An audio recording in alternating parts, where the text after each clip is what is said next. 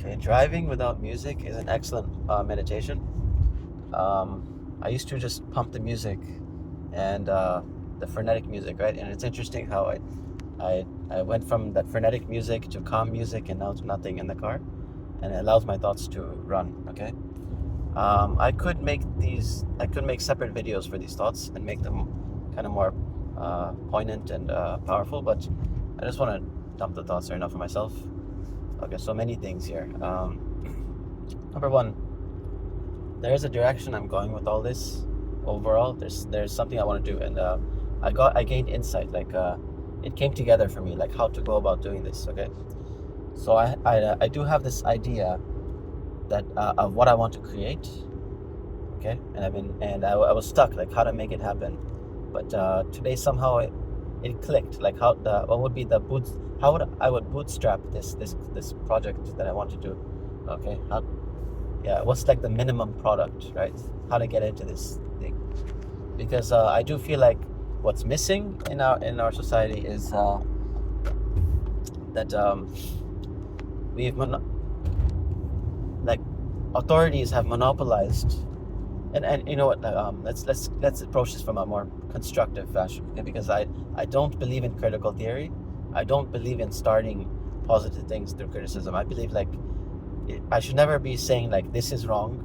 I should be saying what can I do better. Okay. So let's start from that frame. Okay. What can be better? Okay. I do think that in our society, what could be better, is that people should have more access to the resources to do their own science, their own therapy, and this would ameliorate a lot of the social ills that we see. For example, there's a huge treatment gap around the world where you just don't have enough therapists to go around. Okay, not even enough doctors to go around. Even in a rich, wealthy nation like Canada, we don't have doctors. Like even as someone born here, I don't have a family doctor. We don't have enough doctors. We don't have enough therapists. You try to get physiotherapy. Okay, I'm criticizing again. Fuck that shit. Okay. So, anyways, it would go a long way towards treating that treatment gap. Okay. And the thing is, like, it's not that every social ill or personal ill has to be addressed through the community in this way. You can still have authorities, right? They're very useful. For example, for very personal, sensitive issues, right? Or let's say people are suicidal or something, there's definitely a place for the proper authorities there, right? Hold on, I'm driving way too slow on this highway here. Okay, let me get off this fast lane here, and I'll continue talking. Right to this. There we go. Okay. So yeah, you can still leave certain issues to the authorities. Okay, like professional therapists and doctors. But more and more, I see that the knowledge is becoming more widespread. Like I've been using ChatGPT, I've been using artificial intelligence to learn things, and increasingly, as a culture, we are moving from knowing to doing to being. Okay, this cultural evolution, I think, parallels personal evolution. Exactly how, like, you become more potent as a person when you move from knowledge to doing to being.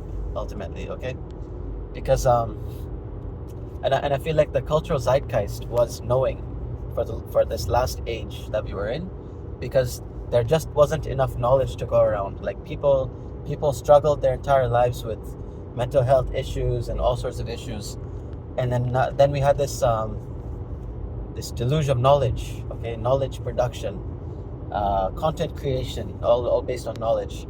And the interesting thing is that although there's more potency for real cultural evolution, for real cultural and personal evolution, being is better than doing, and doing is better than knowing. Okay, but for personal leverage, it's interesting that it goes backwards. Okay, so their knowledge wins out, because you have the ultimate leverage to make money with the knowledge game, because there is no overhead, right? You can, if you're a content creator and you're creating knowledge, you can create one book, let's say, or just keep iterating the same message, or like just churn out knowledge, and you can keep selling more videos, selling more books, selling more resources, gaining more attention, getting more eyes, and make money in that way, right? So knowledge wins out for personal leverage in that way, for making money, okay? And then same with doing. Like knowledge is better than doing, because with doing you're still trading your time for money, right? But doing is better than being, because being you're just sitting there doing nothing, right? So doing is still better for making money than being, okay? But if you look at actual change, actual cultural and personal evolution, if you factor out making money, okay, then being wins out over doing, and doing wins out over knowledge. Okay, this is why, because knowledge doesn't really spark change. Okay, so what is the scarce commodity in our culture? It's actually influence. Okay, real powerful influence, or sorry, not even influence, inspiration. Okay, real powerful inspiration. So any quack can churn out knowledge. Any quack can just talk a good game, just and increasingly that's becoming worthless.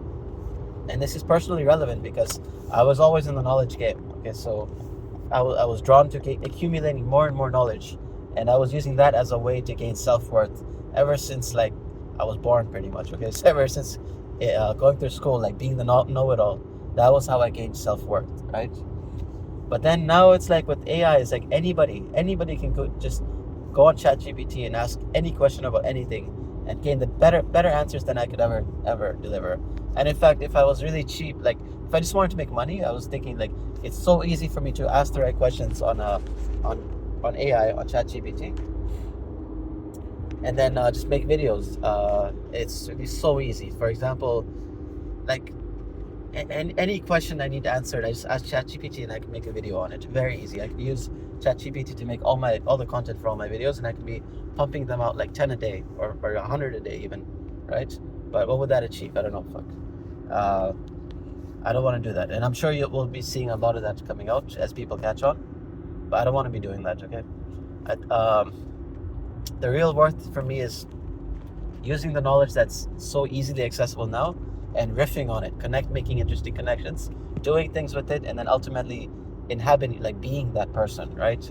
Who has made use of all that knowledge. Okay, that's where I would like to go with this. Anyways, so with all this knowledge out there, I think for we can address a lot of social ills with the community, and while we can stay away from the really sensitive things like suicides and stuff, there is a certain level of issue that we can still deal with in the community, and dealing with it in the community has a twofold benefit. Okay, it's not just that it addresses the social ill, it's not just curing other people, it's also curing the self.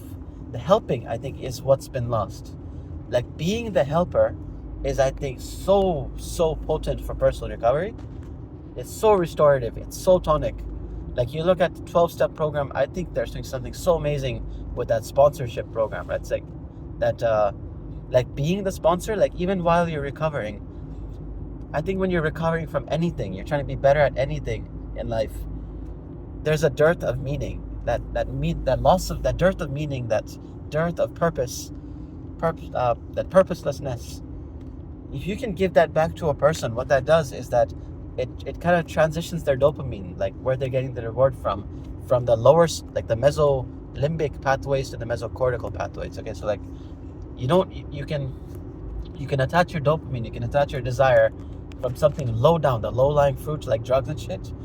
You can go from that to reattaching it to purposeful, long-term, better, higher visualizations, like doing better for the community or something, like or working, right? Like working for something. It reattaches the dopamine to longer horizons, longer term pleasures, right? So you're not falling for low-lying fruit. But for that, you need meaning, you need purpose, and the ultimate source of that is helping. When you help, when you're there for other people, you get out of anxiety, you get out of your own head, right? Like, what is anxiety? It's not just this. Okay, it is. I was gonna say it's a preoccupation with self, but it's not just that. It's a future-oriented kind of malady, right? But still, to be anxious, I guess, requires you to be overly preoccupied with yourself, right? And the easiest way to get out of feeling anxious in situations, or even for general anxiety, like if you're a hypochondriac or whatever, the easiest way out of that, best way out of that is to, and perhaps the only way out of that is to end the preoccupation with self. And you do that, the best way is to help, right? To be helpful, to be thinking about other people, to be facilitating other people's kind of betterment or whatever. Like that's a very natural, easy, good path to ending your own preoccupation with self, right? But when these helpful roles have been kind of relegated to authorities, then that meaning and purpose is hard to come by for the average regular person going through shit, right? So that's what I want to give to people, that opportunity, right? So I was thinking, like, for the longest time I was stuck on like how to go about doing this, okay? But for my own part, I was thinking I could have these meetups or groups where I ultimately, and also like I want to give people a chance to connect, because for like dating, there's also a kind of a lack around dating where do you go meeting people, like meeting the opposite sex, when you no longer can go to church or something, right?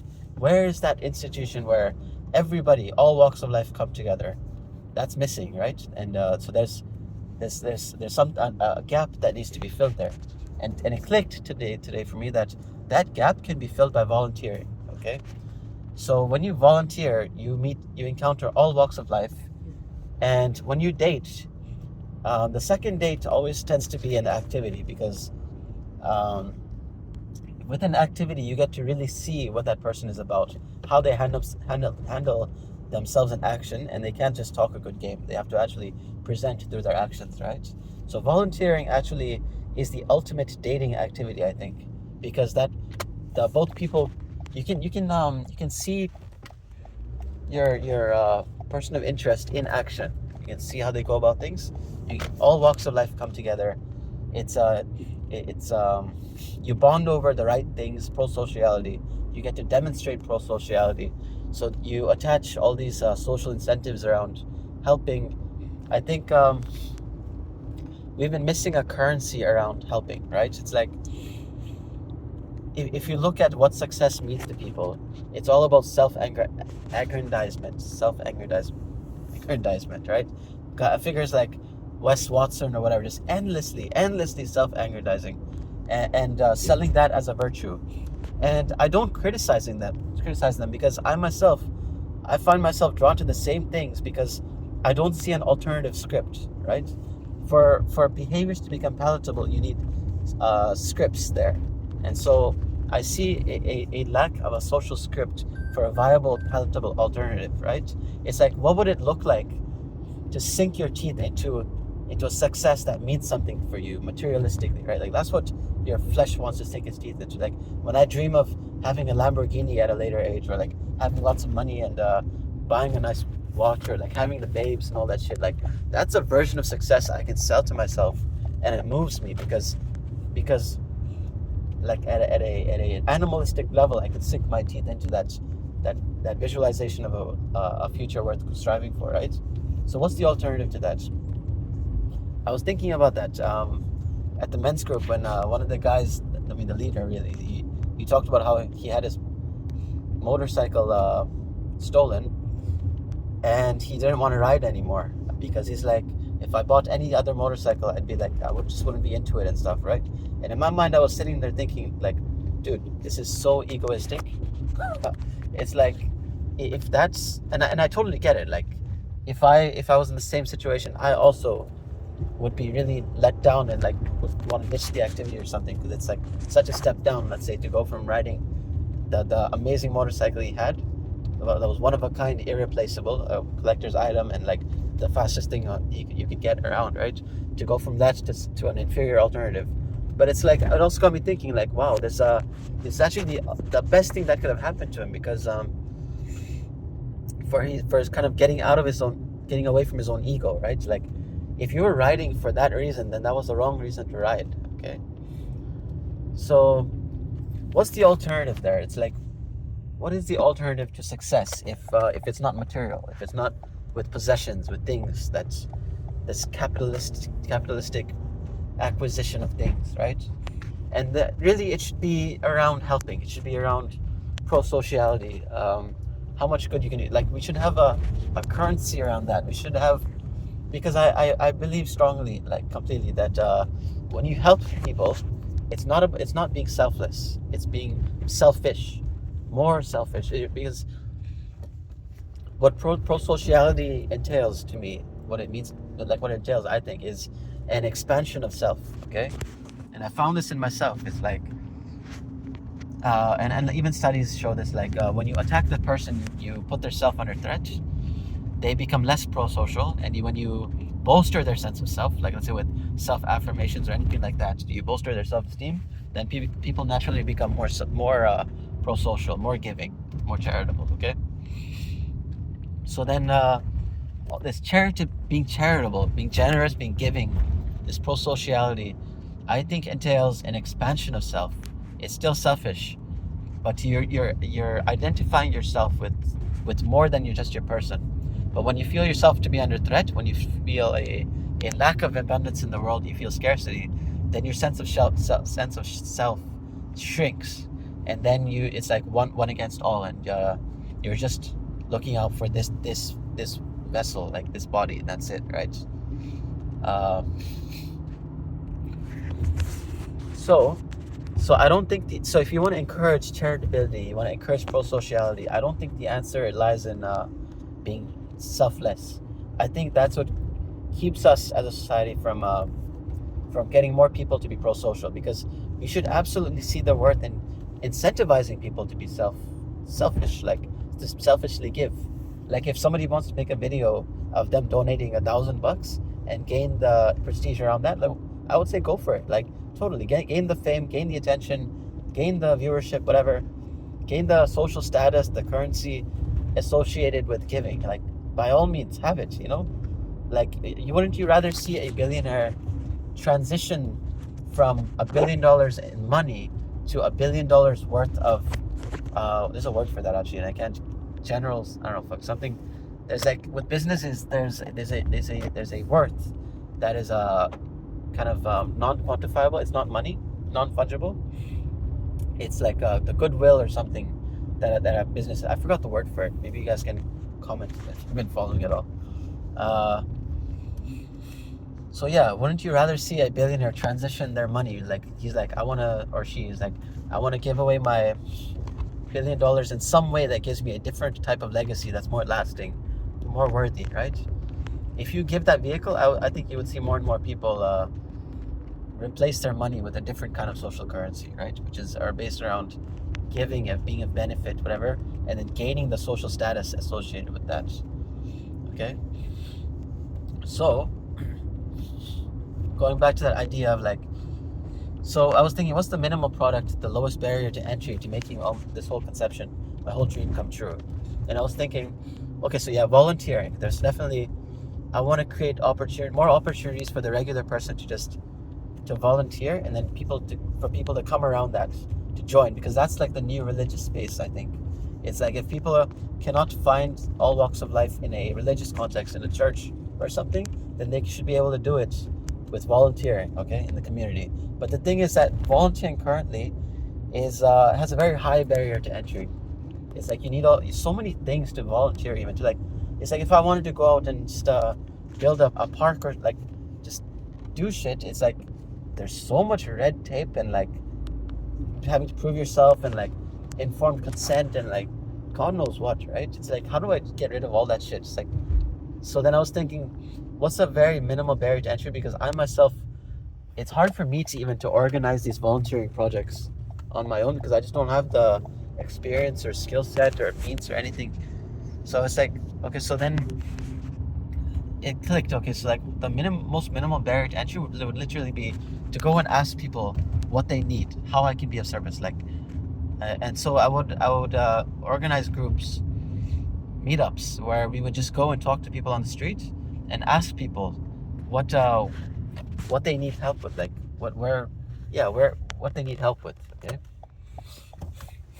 and I have other ideas around that too. Like I could create some kind of group where people come together and but yeah, I won't go into all that right now. But and the good thing about this is that we would actually be doing sociology at that point, because we would be interviewing people, and then based on their answers, and we might not even need to collect that data for this, honestly, but let's say if we did, then you would have the chance to do a thematic analysis. You could do a narrative analysis, a content analysis, all these sociological techniques to deal with qualitative research based on the answers you get from the interviews. And then you could come together as a group and then debrief. Like, you could celebrate over a meal or something, and then talk about the answers we got and how we can go about helping people. And then that way people could pool their skills and resources. And I wouldn't just be doing this myself, right? And we were going to brainstorm ideas to establish volunteer projects to help the community. And this kind of ticks all the boxes, because I want to give back, not just volunteering to the people, right? I also want to give back the ability to do their own research, the ability to write their own memoirs, because I feel like personal salvation, like it can be done personally. Like, you don't, like, there's something so I'm getting tired of talking in this video, so meaningful about minding your own experience and then being the author of your own experience, and then ameliorating the social evils based on your own like connecting personal issues to social troubles, or connecting personal troubles to social issues. That's the sociological imagination that C. Wright Mills talked about. I think that's the way to, like, personal meaning in any context.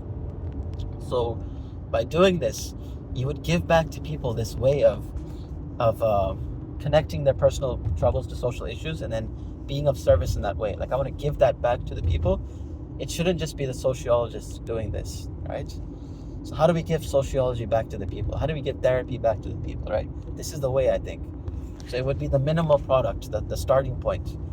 I could easily get people together, and I would do it myself. Like, set the path. Like, watch me go talk to people, ask them about their issues, what they need help with, and then we can run content analysis on it or whatever. And in that, we would I could give jobs to people. I could delegate to people, like, and we can learn sociological techniques together. And then you could have so many roles coming up around there. I could really delegate things. Like, we could create our own personal journal, right? It's like, why not create our own personal journal where we write about the issues we encountered, we heard people talking about when we interviewed them. And then that personal journal could gain traction. We could feature stories from regular people around the community in that journal. So you could have a journal for, like, people in Vancouver. I could literally go and solve the issue on East Hastings or something. I don't fucking know, right? But yeah, and then that journal would be for the people, kind of thing. So that's like a minimal product, a way to bootstrap this whole vision, right? But so that's where I want to go with this. But I also feel like life comes in seasons. So and I find myself jumping around and then not completing seasons in life, and then that was holding me back for, like, the last decade or so in life. So I've been seeing that I've just been, like, trying to finish things in life. You know, so, like, I just finished my degree.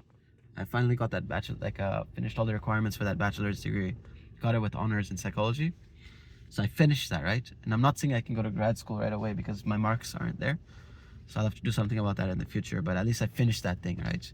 I'm trying to finish this Red Seal in the trades. I'm like, one and a half year in. So 2.5 years left. So I'm trying to finish that. And it's like, what else did I leave unfinished? So, like, the physique. Like, I wanted to work on my physique. And so I've been working on that. I've been doing boxing. Like, so I want to do, like, a couple years of MMA, like martial arts, and finish that, right? Get that down. That's important to me because the road I'm walking, like, it means owning my truth, living authentically. And so I want to be able to stand up for myself and the people around me. So I want to be able to fight, right? I'm not saying I'll be able to kick ass because I'm a small guy. I'll probably get my ass killed, but I can do what I can, right? Also, I do believe in that there's something it is to be a complete person. I think that's also what is lacking, and so I want to embody that. So it's like when guys face issues around, like, dating or like, why do guys try to think self-aggrandizement and collecting material possessions is the only way? I think a big part of it is because we weren't well-rounded as people growing up. we strove for comparative advantage, like just seeking success in only one lane, and then that fucks with you as a person, because that means then you become kind of antisocial, you become all hustle minded, you're not present, you don't know how to sing and dance, you don't know how to fight, you're not free in your body, you're not healthy. So there's something it is to be a complete person, and I want to be a trendsetter in this way. I want to show that this other way is possible. And I think if people are well-rounded, if I am well-rounded, let's say, then you don't, I think you can look to other ways to prove your success. So like, it's not about gaining material possessions anymore, like flexing the Rolex watch. The better flex would be, can you actually celebrate? Can you actually dance? Can you actually sing? Can you actually be with girls? Like, can you, these are the real honest signals of success, right? Being able to laugh and have fun, celebrate, because it's like you work and then you celebrate. If you can't celebrate, you haven't done what was required to feel good in life, to gain security in life, whatever, right? So you hustle and you hustle and you hustle, but if you can't celebrate, where's the success, right? I don't see it. So I'm giving all this because it's like where I'm at. It's like I'm going towards this vision. I'm always working on this vision that I laid out kind of in this video in a very rough way, but I also see that there are seasons in life, and I'm moving myself towards that. Okay, and honestly, if somebody does all this before me, then so much the better, because then I don't have to do it, and I can focus on just being happy, right? But I have a feeling that this is my lane. Like I'm moving. Everything is moving me towards this path, right? So anyways, at this point, I'm just finishing things, moving myself closer to that vision, and I'll make it happen in smaller ways, right? Like there's nothing stopping me from like volunteering in this way, and I'll make it happen in my own way, right? So like there are already things I can do for free, like services I can offer for free, like just helping people, let's say, get their red seal or whatever. I've already been been helping people, teaching chess for free, like just if anybody ever wants that, tutoring, like helping. There's so many things I can do for free, and it helps me to help other people in that way, right? But also I'm finishing things off. So like I talked about finishing school off. I'm working towards the martial arts thing for like a couple of years while I'm gaining the red seal. I'm trying to complete the red seal. And chess, I never finished chess, and actually that's one of the things that would bootstrap this idea of giving, of volunteering, because that's a skill set I have, that I can volunteer. So I was just thinking today that like I think actually things are clicking, like how to go about this. How can I just finish off that chess season of my life in like the next couple of years or so, if I just gave myself full reign to just do what it takes to, let's say, become a chess master, and or at least get an online rating that's like 2,500 or something in like 2.5 years or something by the time I gain my red seal.